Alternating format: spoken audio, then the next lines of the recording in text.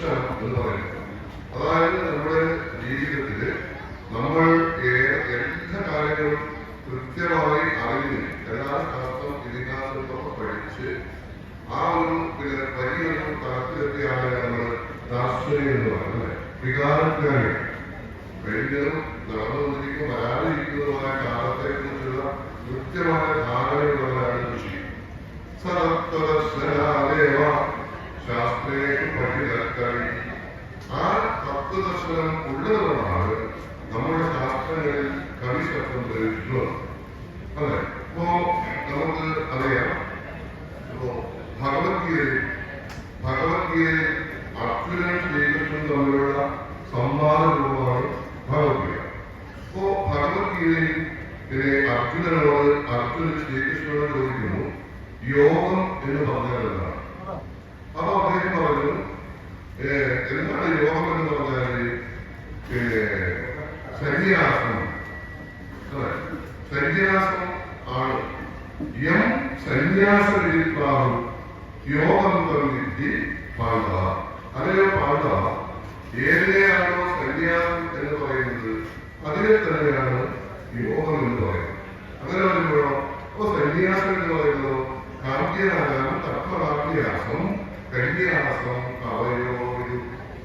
കാമ്യനായ കർമ്മന്യാസം കാമ്യമായ കർമ്മങ്ങൾ എന്നാൽ പരീക്ഷയോടുകൂടിയ കർമ്മങ്ങളെ ത്യജിക്കുക എന്നുള്ളതാണ് സന്യാസം എന്ന് പറയുന്നത്.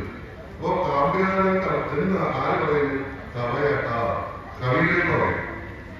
അവിടെ കവി ശബ്ദത്തിന്റെ അർത്ഥം തത്വജ്ഞാനി എന്നാണ് അർത്ഥം.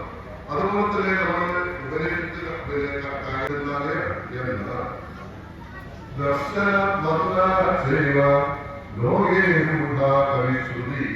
ഈ പറയപ്പെട്ടതായ ദർശനവും വർദ്ധനയും കൂടിച്ചേരുന്നതാണ് പഴയകാലത്ത് കവി ആവുന്നത്.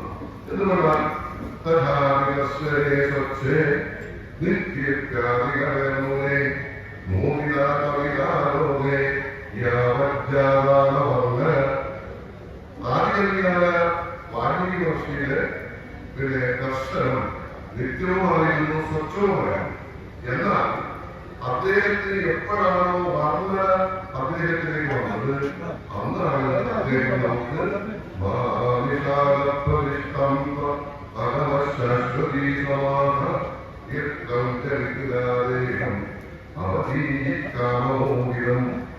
കവിയുടെ ദർശനത്തിനപ്പുറത്ത് അദ്ദേഹത്തിന് ഒരു വർണ്ണിക്കാരന ഒരു കഴിവ് കൂടി വന്നപ്പോഴാണ് വാൽമീകി മഹർഷി കവിയാണ്. അപ്പോ പഴയ കാലത്ത് കവികൾ എന്ന് പറയുന്നത് ദർശനമുള്ളവരായിരിക്കണം, വർണ്ണനയുള്ളവരായിരിക്കും. വർണ്ണിക്കാൻ കഴിവുണ്ടാവണം, ദർശനമുണ്ടാവണം. അപ്പോഴാണ് അദ്ദേഹം പറഞ്ഞല്ലോ, ഇദ്ദേഹം പറയുന്നത് ഈ പദ്യം ഇദ്ദേഹത്തിന് അറിയാതെ വരുന്നത് വാൽമീകി മഹർഷിക്ക് അറിയാതെ കുതിർന്നു കഴിയുന്ന വാക്കുകളാണ്. എന്നിട്ടാണ് ഇദ്ദേഹം പറയുന്നത്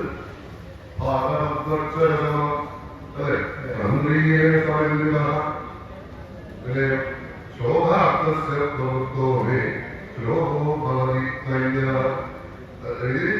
കവിയെ വാസ്തവയെ സംബന്ധിച്ചിടത്തോളം ഒരു വികാരത്തിന് അനുഭവപ്പെടുന്നതായിരിക്കും.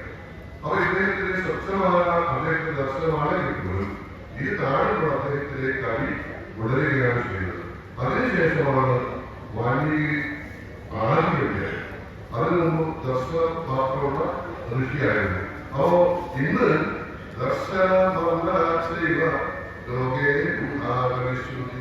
ഇങ്ങനെ വർദ്ധിക്കാനുള്ള കഴിവും ഈ ദർശനവും ഉള്ളവരാണ് പഴയ കാലത്തെ കവി.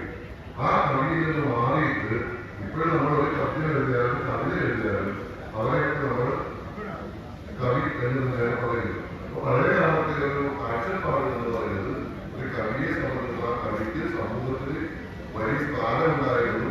അദ്ദേഹം ശരിക്കും വിശ്വാസമായിരുന്നു, സമൂഹത്തിന് വേണ്ടിയിട്ട് പ്രവർത്തിച്ചാണ്. ആ ഒരു നില ഇപ്പോഴും മാറി നിൽക്കുന്നുണ്ട്.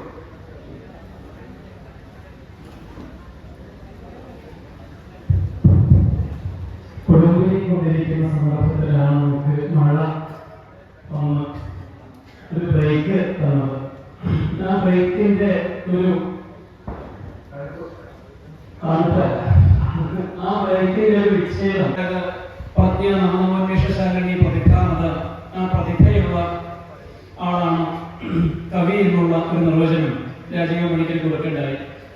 പക്ഷെ അതിനേക്കാളേറെ വേദത്തില് കവിയെ കുറിച്ച് പറഞ്ഞിരുന്ന നാമർഷി കവിഹി എന്നുള്ള ഒരു സങ്കല്പമെടുത്ത് ഇതേ ആശയത്തെ അഭിനവഗുപ്തന്റെ ഗുരുനാഥനായ ഭട്ടതൗതൻ തന്റെ